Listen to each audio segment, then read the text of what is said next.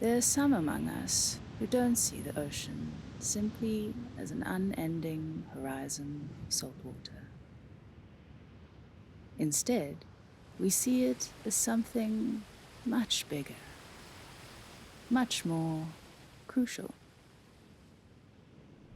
An expanse of opportunity, adventure, home.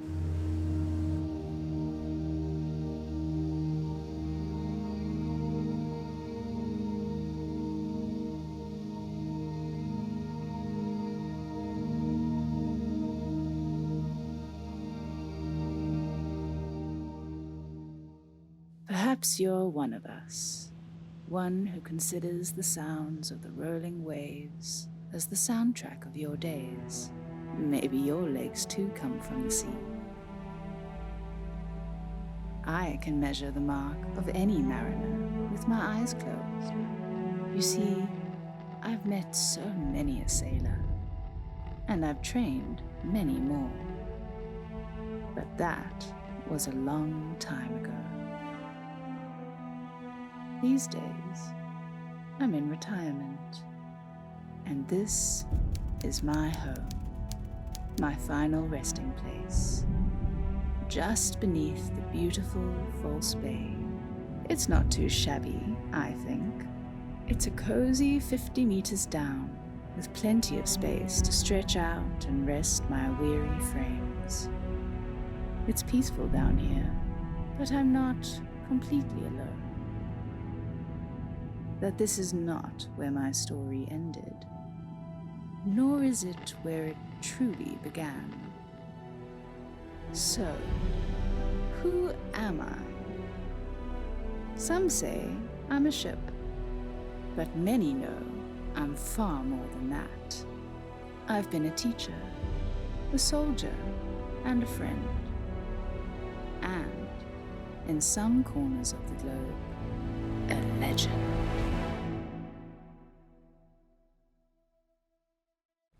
The year was 1888.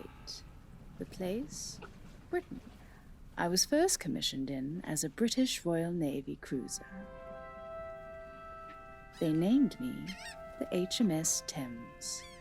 I spent the first part of my life in dutiful service, laid up in reserve and as a port ship guard. Then I was converted to a submarine tender during the First World War. After the war, I was laid up again and left to grow barnacles. Something like a sabbatical, I suppose. And then, in 1920, my sabbatical came to an end. I was needed all the way at the southernmost tip of Africa. Cape Town's Naval Cadet Corps needed a new base. Maritime activity in the Cape was becoming increasingly important, and they needed an old hand to guide the new cadets. And who better for the job than little old me? At least that's what the Master Mariner, famed philanthropist and businessman, Mr. T.B. Davis thought. He was a man of vision, who understood the importance of the strategic position of the Cape. He knew it was vital that South Africa had a maritime industry that could rival the best. And in honor of his son, Howard, who died in the First World War, he donated me to be the full-time institution for cadet training. A contingent of these cadets even traveled all the way to England to form the nucleus of my delivery crew. And after a treacherous and rather slow 47-day voyage, I arrived in the Cape on the 26th of March, 1921.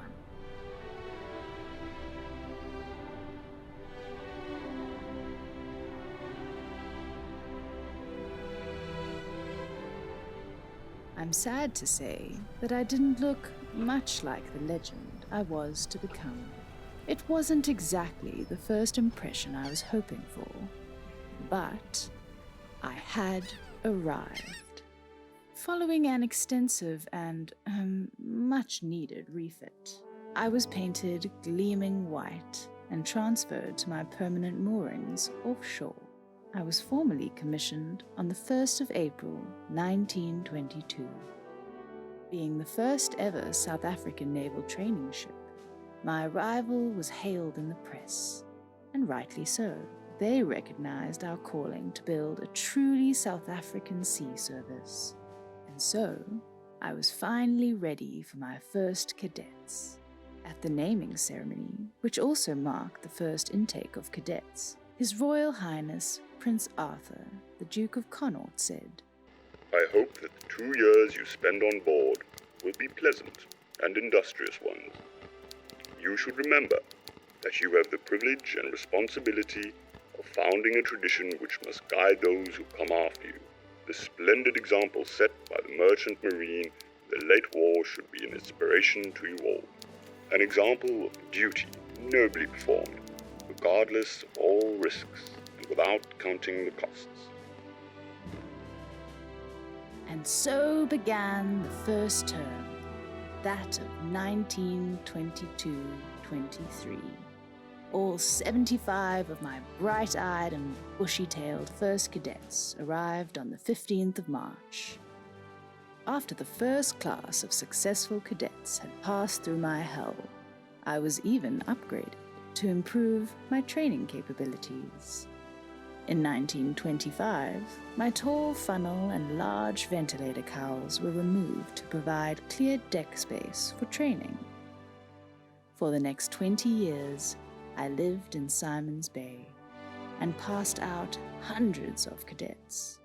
By 1933, it was reported that I passed out 668 cadets, 72% of which were placed at sea.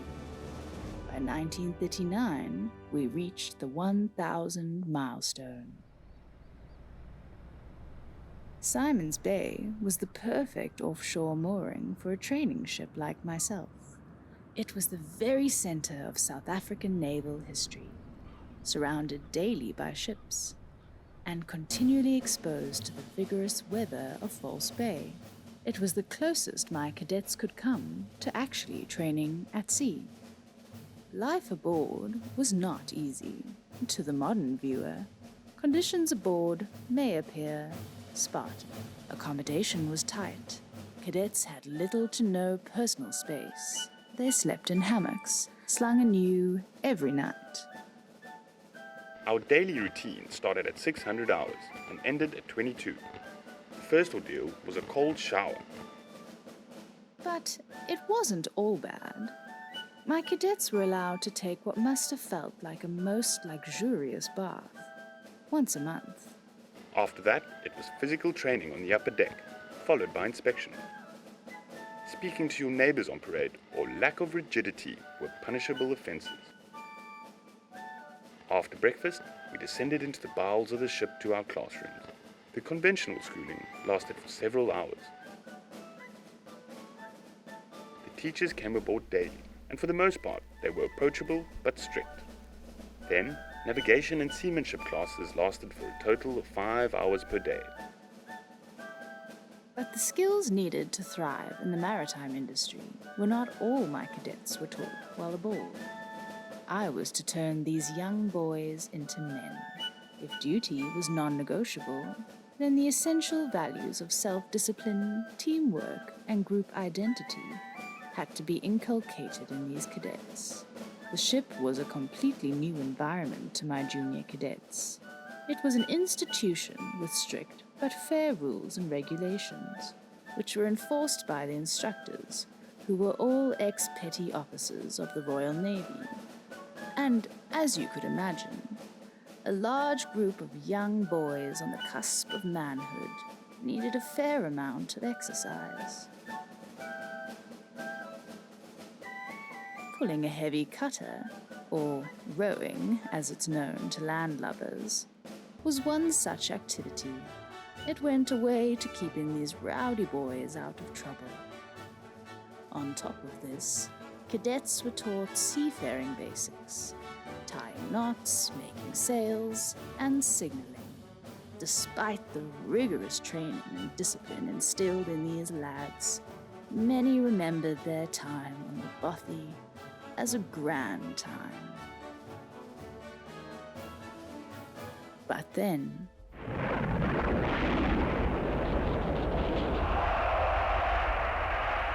Adolf Hitler is dictator of Germany. the outbreak of the Second World War was upon us, and the world stopped. But our men rose to the occasion. Ex-cadets of our training ship acquitted themselves with honor and duty, and served with excellence, distinguishing themselves in times of crisis. One such man was our H.H. Biermann. Through his service, Biermann became a full admiral and chief of the South African Defence Force, the only full admiral in the history of the South African Navy to date. He was also awarded an OBE for distinguished service during the invasion of southern France. Two cadets who served in the Air Force were a particular point of pride. Cadet 573 John Nettleton was awarded the highest military award, the Victoria Cross, for gallantry in action. Sadly, he was reported missing a year later, presumably killed in the line of duty.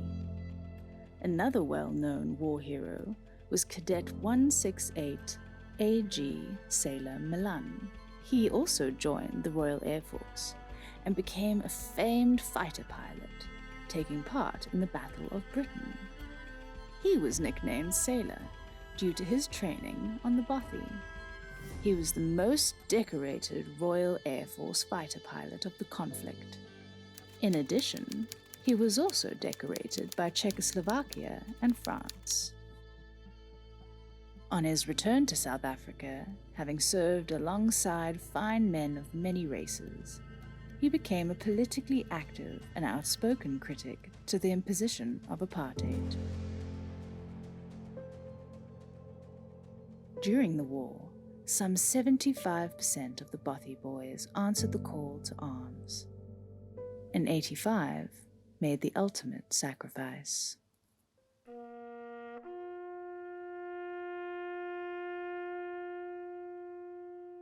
By the end of the war, the dedication and accomplished service of our fine men was beyond a doubt. After the war, it was computed that my cadets had earned more decorations and medals per capita than any other school in the then British Empire, a record of which all South Africans can be proud.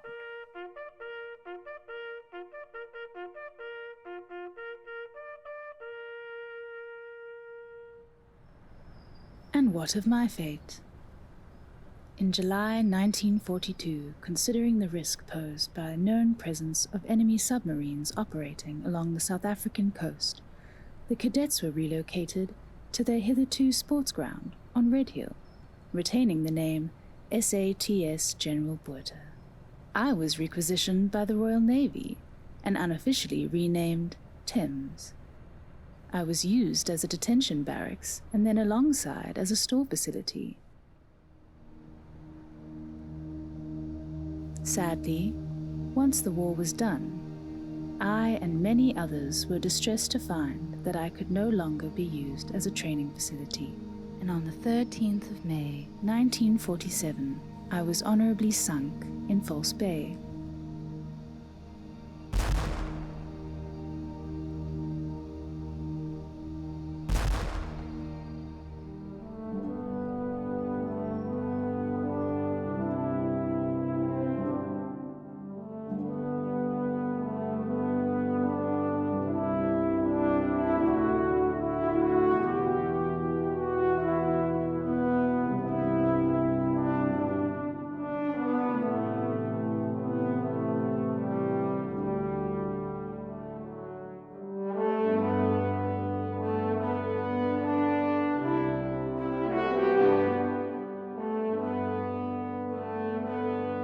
And so, finally, at the ripe old age of 59, they put me to rest.